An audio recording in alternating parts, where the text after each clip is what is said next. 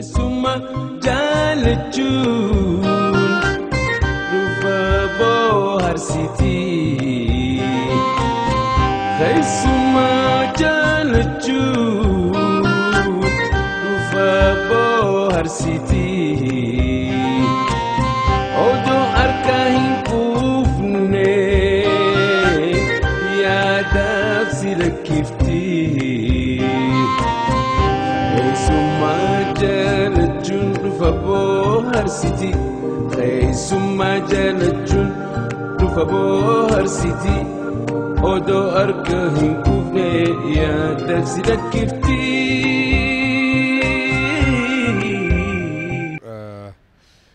hojii jalqabee mindaa qarshii 153 hin jalqabeetiin qarshii 710 immoo 835 achi ba'e jechuudha. Nama already jibbansa keenya qabuutu reedoo kanaas cufe. Irra falman. Seenaa akkas jee seenaa doggoraati hojjennee Oromiyaan televezyiinii akka qabaatu godhuun keenya jee. Ali Shabbo seenaan Ali Shabbo seenaa kiyya cinaan tokko Ali Shabbo keessaas seenaa kiyyaa jira ana keessaas seenaa Ali Shabbo jira naafi Ali Shabbo waliin taanee hojjechaa turre. Jirra jirtu hordoftoota sagantaa teenyaa sagantaa keessummaa guyyaa irraa keessatti keessummaa jabaa tokko qabannee dhiyaanne walaleessaadha. Barreessaadha gaazexeessaadha muuziqaa industirii muuziqaa Oromoo ilaa hanga arraa keessatti artistoota bebbeekamoo garagaraa qoruudhaan sanbira kuteetis walalayoo garagaraa kan nuufin nama beekamu Dooktara kabajaa gaazexeessaa Mahammad Qophee yookaan Mahammad Ahmad jalqaba irratti sagantaa kanaaf hayyamoo keessaniif guddifnee singalatamfannaa. Fayyade jiraan. Maqaa keessanirraa jalqabna. Maqaan keessan kan dhugaa Mahammad Ahmadi. Mahammad Qophee maaliif isiniin jaan? Maal gaa warri hararni beekaa maal jeetiin itti maqaa reediyoo hoggaa dhageessan koor raadiyoo Itoophiyaa qophii afaan Oromoo kan magaalaa Harar keessaa dabru je'ee gaafaan sagalee kiyyaan reediyoon banamu ni beekanii kanumarraa fudhatame gaa waan biraati miti. Mahammad Qophee gaa calanqootti kan dhalate dhaggeeffattoota yookaan daawwattoota keenyaaf haara beeksisuun hin barbaachisu. Gara ogummaa gaazexeessummaadhaa akkamiin seenuu dandeesse? Wallahi akkamii jechuun rakkisaadha waan gaa barreeffamaa kana wama uumaadhaan rabbi naa kenne osoo Harargeen guddattee manni tiyaatiraatii fi waan adda addaa jiraate nama artistiidhaan taa'an ture dura.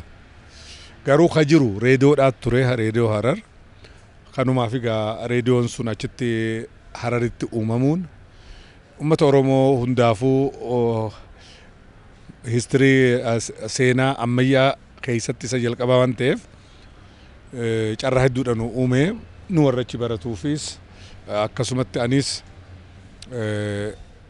dheebuma gartee gaawwan inni itti uumame ergamatti uumame kana galmaan ga'uudhaaf osumaan reediyoodhaaf walaloo erguu walaloo barreessuu gaafis dhaqee osoo walaloo dubbisuu gaafa kankaa kootu taa'ii dalaginaan jedhanii anis rakkoon qabaa ture hojii saniif ammoo fedhii dheebuu guddaan qabaan ture achumattiin reediyoo Harar hojii jalqabee mindaa qarshii 153 hin jalqabeetiin qarshii 710 immoo 835 achi ba'e jechuudha. Dhibbita kaab shantaman sanumarraa sangaa bitanii aruuza godhan jaan gaafas. Wayi dhagayi mindaan dura fudhadhe amma mana Abubakar Musaatiin jira Abubakar ni beektaa Abubakar jechuun kana guddisee mana isaatiin jira Abubakar Musaa artistiidhaasi gaazexeessaasi nama beekamaadha. Mana isaatiin nyaadhaa mana isaatiin jiraadhaa gaafaan mindaa rakkadhe mindaa kee haduraa kana waan barbaachu itti guutiinan jedhe qarshii 153 keessaa barwaayisni muramaa xiqqoo waan hin harkadhe keessaa qarshii 70 sireen bite boo siree ajaa'iba ammallee jiraachuun dhabdu sireedhaan bitee aboo gaazalaa lakofoo tana ta ajaa'ibaa ta jiinsii Israa'el ta Ameerikaadha qarshii 16 bitanii yaadadha kopheen qarshii 12 birdilibsiin meeqasa birdilibsi ansolaan walitti qarshii 10 meeqa dhugaa saniin biteetiin irraanaa hafee waan biraatis godhadhee jechuudha maal gaa wanni kaleen fi harri tokkoo miti zaman akkasitti ture. Sagantaa jalqaba reediyoo irratti hojjette ni yaadatta sagantaa akkam hojjechaa turte? Gaafaan reediyoo jalqabu dura walaluma kiyyaan dubbisaan jiru osoo hojiin jalqabin booddee firiilaansii akka kontiraataatti qaxaranii miti amma oduu hin dubbisuun ture hamma jalqabaa ijoolleedha jedhanii gaaf tokko fuulbana lama ayyaana warraaqsaatii miti ayyaana kanaa jira jedhanii gaazexeessaan hundi dalagaaf beechu kun direedha dhaqee kun harar bakka ayyaanaa oolee kun deeme kophaa hafe kophaa hafnaan oduu dubbisiinan jedhan aboo guyyaa sanniin gammade oduudhaan dubbisee maaliif duraan na dhorkan gaa laayif dhaabbadhee anaa oduu dubbisu jiru Hussein Adam hoogganaan keenya dhufee kun fuuldura kiyya daawwitii dura dhaabbate ni rifadhee maasis arginan waan akkasiiti sagantaaniin ani irratti hojjechaadha ture Abubakar Musaa ti wajjin sagantaa inni qabu jira takka wajjin kofalluu kaja hojjira sagantaa bashannanaa ta nama booharsitu biyyuma tanattu Abubakarii jalqabe sanirratti yaada ummataatu hirmaata xalaanu ergan kana qindeessee isaaf qindeessuun hojii tiyyatu jechuun hojiin irra ramadame son tane jaalala isaatiif isa gargaaruudhaaf achi booda isinirraa gama keessan sagantaa jedhuun jalqabee sagantaan kun isinirraa gama keessan sagantaa ummataati jechuudha amma ummanni diraamaan achi keessa jira walaloon achi keessa jira baacuun hokkofli uummatarraa dhufu ni jira kaniin an qopheessu ni jira san irratti waa hedduudhaanis ogummaa kiyyattiin baree ijoolleedhaas hedduudhaan sababa kanaan guddise uummanninis hedduudha jaalataa yaanni uummataa ni jira bakka 3-4 qoodameeti deema akkasii ni jira kaangaa sagantaa ka qonnaatis nin hojjedha ka ispoortii nin hojjedha sagantaa adda addaa nin hojjedha garuu garammaas gara guyyaa aladaa sagantaa bashannanaa jira sa'a 6 fi hanga 7 sagantaa sangaa nuutu jalqabe irra hedduu hojjechaatiin ture sagantaa sanii ummanninis hedduu jaalataa ture Abubakar Duunaan gaa ittiin fufee ijoollee naa wajji dhufan warra naa wajji turanii wajjiin miliyoon Ayyaalaa jira miliyoon Lammaa jira Adam Ahmadii jira namoota adda addaa jira hunda hirmaachisaadha sagantaa san baay'ee akka gaariitti bareeda gooneeti dalagaa turre ummata birattis jaalatamaa ture akka tasaa reediyoo Harar keessa hojjechuu kiyyaan akka Oromootti laayiv qilleensarra waltajjii qilleensarra laayiv jechuun kallattiidhaan tamsaasuudhaan nama duraa ta'uun oolu yeroo san laayiv tamsaasa kallattii dabarsuudhaaf siistamni hin jiru sartsee jedhanii teeknishaanni tokko teelee silkii karaa deemtu itti hidheeti istaadiyooma keessatti wanni silkii karaa deemtutti maayikiroofoonatti hidheeti istaadiyooma harka olii kana achi keessatti amajjii guyyaa 5 gaafa waraanni Itoophiyaadhaa lola maayyiidha milishaan kunis eebbifamee maal godhee meeshaan guutamee amma guutuu dachii teenyanii qulqulleessina jee gaafa deemu diindiinis akka na heerifatu agarsiisuudhaaf uummannis akka abdii horu jechuudhaaf laayivii dabarsaa jiran achirraa qilleensarraa wanni san dabarseetiin jira Direedawaa waancaa Afrikaadhaa 6ffaa hammi tokko Direedawaatti taphatamee ammi tokko gareen tokko finfinnee gareen tokko dirree dhawaadha. Dirree dhawaa kanarraa akkana live guutuu kallattii osoo hin taane jidduutti waa xiqqoo seenee bilbilaan wanni yookiin kunuun baramne gaafas waan akkasiiti. Anyway gaafas ani jireenya kiyya ummatuma tajaajiluu araaduma san anaaf akka araadaati reediyoo irratti hojjechuu jechuun maali waan na keessa jiru jira waan san baasuudhaaf walaloo kiyya baasuudhaaf diraamaa kiyya baasuudhaaf fedhii kiyya onni jechuudhaaf artistootaas jaaree muuziqaa kennee fi dabarsuudhaaf hedduu na gargaara ture. Gammachuudhaaniin jiraadhe dhugaa feetu gammachuudhaaniin hojjedhe kanuma fakkaata. Mee waa reediyoo Itoophiyaa damee Hararraa hin baanu Harargee gaa riisarchiin adda barbaachisa ta'a. Daataan reediyoo mana qabaachuudhaa qabiyyee jiruudhaan adda Harargeen namni reediyoo manaa hin qabne namni reediyoo hin dhageeffanne hin jiru. Tarii jaalala sagantaan sun keessatti uumterraa ta'uu danda'a. Bilisummaan reediyoon sun yeroo sanii qabaachaa ture maal fakkaata iddoo takkatti rakkoo uummataa kaasuu kana laal amma gaa namni akka fedhee jechuu danda'a namni gaafas jiruu fi qarraa tokkoo miti. Reediyoon kun reediyoo mootummaati. Imaammata mataa isaa qabaa miti. Garuu akkam ta'e seeta. Reediyoon kun warri isa hoogganu Finfinnee jira. Laal nuutu hoogganaa ifin if dandeenya amanaa nurra kaa'an jechuudha. Kanaaf jecha waan gaafas sila akka mootummaatti dabruu hin dandeenye. Amma hidhatarraan yaa hidhannoo zinnaaraa atin dhufin naatu dhufee silaalaa kajoofaa keessisaa maali? Egaa waa'ee bilisummaa waan adda addaatii miti. Kana hunda dabarsina. Waan qaamni gubbaadhaan quban qabneef jechuudha. Warri bulchiinsaaf maarree kunis warra afaan Oromoo hin beekne waan ta'eef fedhii uummataa dabarsaa turre saniifis hedduu jaalatamne booddee garuu gaa rakkoonis nurraan hin hafne hidhaanis nurraa hin hafne rakkoonis ture jechuudha.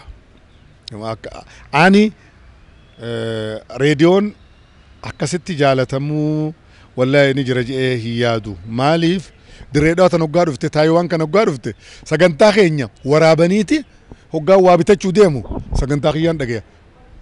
Ka torbaan dabree kabaatiin dhageessa. Banataniiti teeppiidhaan guddisanii maayikiroofoonarra kaa'anii sagantaa keenya dhageeffatan waraabanii uummanni. Afaan Oromoo kunis qaalii dhaga haaraya reediyootti wanni ta'uudhaan nama kana hojjetu ta'uun ammoo beekiga kabajaa sii kennu jaalala sii kennu. Namni hundi si jaalata. Ammaan tana gaazexeessaa jechuun akkuma namni nagaa deemtaa miti hin jiru. Nama dhibbaat nama hojii deema gaafas. Duraa dardarri dhiisi.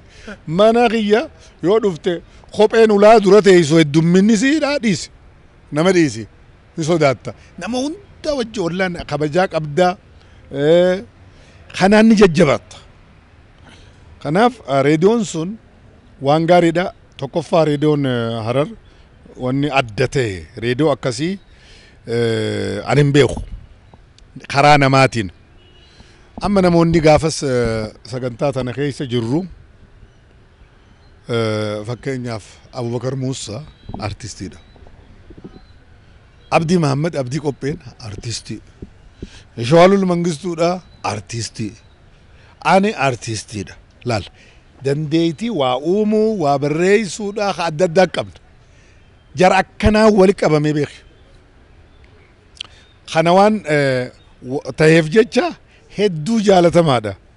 Diraamaa har'aan tana namni hedduu namni irra dhibamee barreessu tana yoo barbaanne gaaf osoo hin barreessin osoo artiikilli hin jirre ati diraamaa tokko hojjenna ati abbaa warraati isin ammoo haadha warraati ati mucaa isaaniiti ati manguddoodha asin jalqabdan akkana gootan akkana jennee nam tokko outline kaasa. Mari'anneetuma yeroo lama shaakallee dabarsinaa kabarreeffame fakkaata. Kabarreeffamuus waan babbareedaadha. Wanni Abubakar Muusaa katabu, wanni Abdii Qophee katabu, wanni Shawaalul barreessitu ani sammaan dandee waan ni hojjennu waan guddaadha ture warri nu booda dhufaniis akkasitti namoota jajjaboodha ture dhugaafeetu kanaaf jecha reediyoon ani akka gaazexeessaa achitti dhaladhe akka artistiittis achuma dhaladheetiin direedha guddadhe kanaaf jecha magaalaan Harariis ummanninis mata nu guddisee magaalaa jaalalaati magaalaa sabaaf sallamni hundi nagaan jaalalaan wajji keessa jiraachaadha turre waan taateef yaadannoo guddaadhaan qaba akkuma dirree dhawaa fi Harar jechuun bar bakka feete dhaladhu Harari guddadhu jedhanii bar namni isaa ifaa tokko kun abaluun hin jiru kun arra dhufee fi kun asit dhalateen adda bahuun hin jiru kanaaf magaalaa jaalalaa waan taateef achi keessatti guddachuun akkaan nama jaaladhu akkaan nama kabaju akkaan nama wajji jiraadhu na gargaaree jira amala kiyyaafis hedduu na gargaaree jira yaadannoo guddaadhaan qaban. Reediyoon Harargaa shira garaagaraatiin guututti cufame akka hin banne yoo xiqqaate reediyoo Oromiyaa damee Harar akka ta'u shoorri Maamad Qopheetis keessa jira akka hin banneef waan jaamutu akka jira wanti kun dhugaadha. Amma ani gamma dhugaa sitti himuudhaaf ammaan tana namni dabreedhaaf yookiin abaluu hidhameef wanni ta'eef namarra kaayuudhaaf miti. Gaafa sayin akka Itoophiyaatti 2004 amma ganna keessa gaafa gaddi mallas jiru maaliif dhaabdan jennaan Finfinnee irraa waan dabru isuma gaddabarsaa akkuma jirutti osoo afaan Oromootti hin daballe akkasumatti haa deemuu jenneetii jedhan gaddi sun dhaabbate tamsaasni achi Finfinnee sun dhaabbatee miti Harar hin deebine jechumaan hafe amma nama boordii kana chairman ture nama amma hidhaa jiru dhaqeetiin gaafadhee nama afaan Oromoo jaalatu miti TV'n Oromiyaa gaafa dhaabbatu gaaf tokko waan hin taane amma meeshaa adda addaa binne TV'n kun biyya keessatti TV'n Itoophiyaa guddichi kun ammaan tana guuttate waan nuti qabnu waan TV'n Oromiyaa qabu nuti imma kophaa TV'n biyya keessa jiru hundi ka isaatiin walii hidhamaadha keenya akka Aljazeera akka if dandee deemu meeshaa kana galchinaan maal jeeseeta ታሪካዊ ስህተት ነው የሰራነው የኦሮሚያ ቴሌቪዥን እንዲፈቀድ ማድረጋችን ታሪካዊ ስህተት ነው የሰራነው እንጂ ዱጋፌቱ ናማከሲቲ ናም ኦሬዲ ጅበን ኸኛ ቀቡቱ ሬዲዮ ከናስ ጩፍ ይረፈልመንድ ጋ ሴና ዶ አከዚ ሴና ደጎራት ወጀኒ ኦሮሚያን ቴሌቪዥን ከቀባቱ ጎዱን ኬኛ ናምንኹ ናማ ኸናቱ ሬዲዮ ሀረሪስ ጩፍ አማ ጋፍቶኮ bakka leenjii takka irratti akka Ihaadigit hoggansa olaanaa jedhaniiti leenjiin ture anis dhaqee amma nama sanii wal agarre amma marii kanarratti yoo dhugaan jiraatte waltajjii irrattiin kaasaa ni deebiftaan jeen amma hundi keenya akka gaa EPRDF miti adda wayiidhaa miti warri dhaqe kun hoggansa adda wayiiti hundinuu naannoleen kunis warra nu wajji jiru malee kabiraan jiru amma nu jira kophaa keenya bakka namni kun hundi dhagayutti reediyoo san maaliif akka cuftee waltajjii irrattiin haasaan nu deebisu qabda areeda kiyya na qabateeti waan kanan kaasin yoo haafte immoo kuni dhiphummaa hamaadha waan si gaafachiisu dhugaa wanni akkana asirraan eeggamu akka waan reediyoonni keenya maa cufame jechuun waan hamaadha namoota akkasiiti har'a namni sun dabre haalli sunis dabre har'aan tana reediyoon kun amala Harargeetiin hojjeta akka seenaatti immoo akkuma Oromoottu hangafa seenaadha qaba seenaan kun deebi'uu qabaa yaada jiru qabna kanammoo akkamitti hafayyannee akka Oromiyaatti mari'annee jechuudha gammaan tana eega reediyoo sanarratti wannin ijoolleen sun nuu qaxaree TV'n Itoophiyaadhaan dandeenyu jee bar namaas qaxaruu hin dandeenyu waan takka baasuu hin dandeenyu Oromiyaan maallaqa qabdi kafeete habanattu yaada jecha nu dhiibe miidiyaa kanarraa nutis waan kafalluu jira gibira nuti kafalluu nyaattanii sa'aatii san dhabuu hin dandeenyu sa'aatii nuu kenna sa'aatii sanirratti ijoollee teenya fi keenya qabanneeti dabarsina jechuudhaan ijoolleen Hararii dhuftee Adaamaa teessee tiraansmiitara reediyoo Itoophiyaa saniin kallattii ibsinan akka za'uma dur bareesan akka dabru haala mijeessinee gaafannee itti fufee jechuudha. San keessatti qoodaniin qaba. Kuni qooda xiqqaadha wanni irraa eegamurraa hoggaa laaltu wanni garuu kanaa miti akkuma dur sanitti akka deebummaan tana qabsoon keenya deebuu qaba ni deebi'aasi. Ittuma deemna ni deebi'aasi. Yoo dhugatti wajji qabne biyya takka keessa jiraanne waliin bulla ta'e carraan hundi hundaafuu qixxeedha. Dinagdeen biyyaa hundaafuu qixxeedha.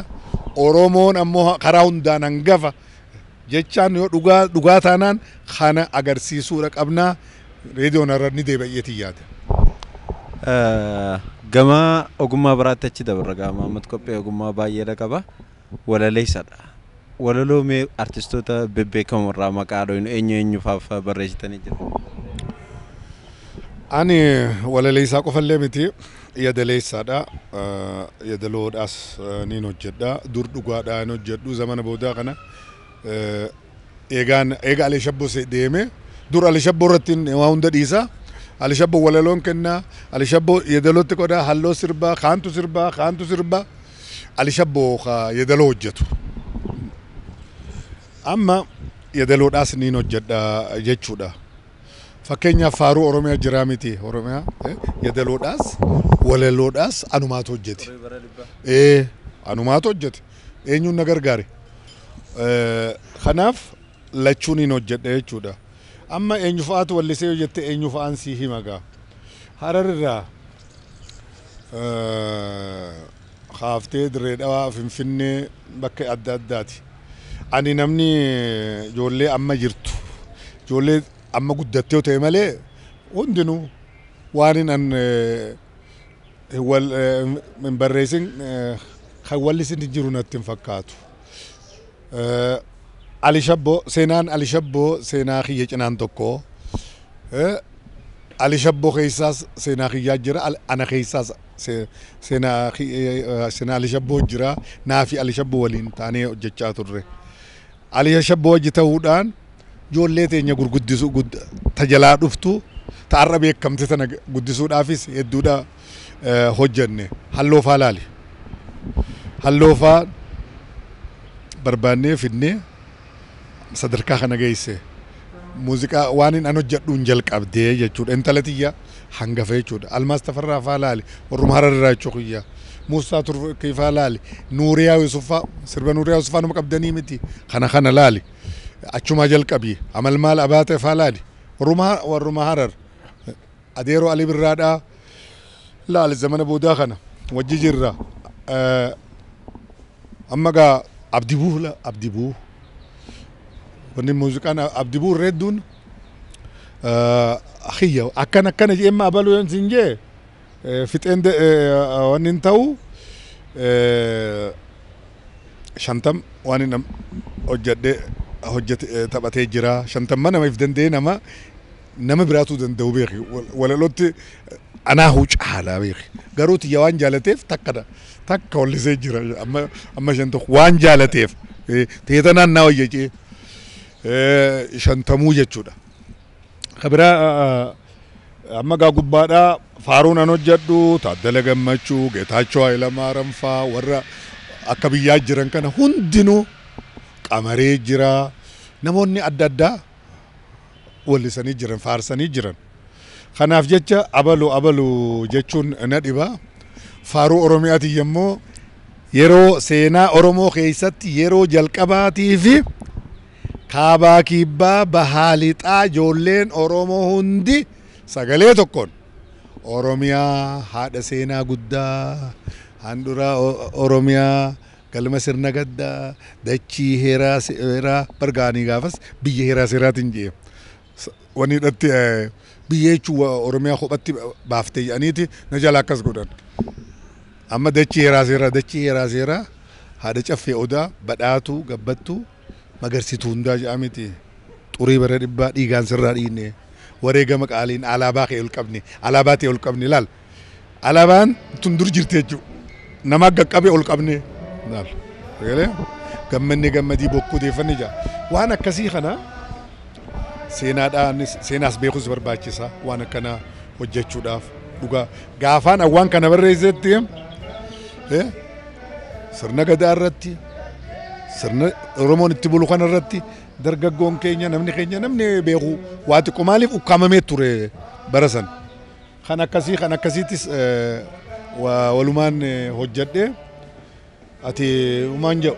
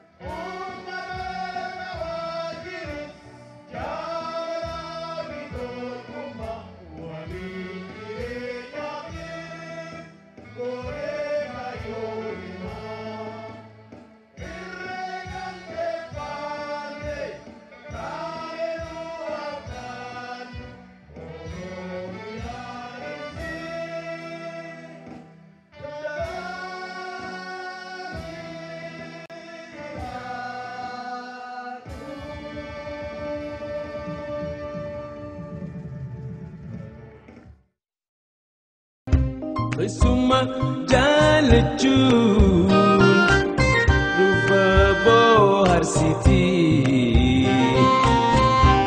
Suma jalachuun dhufa bohaarsiti.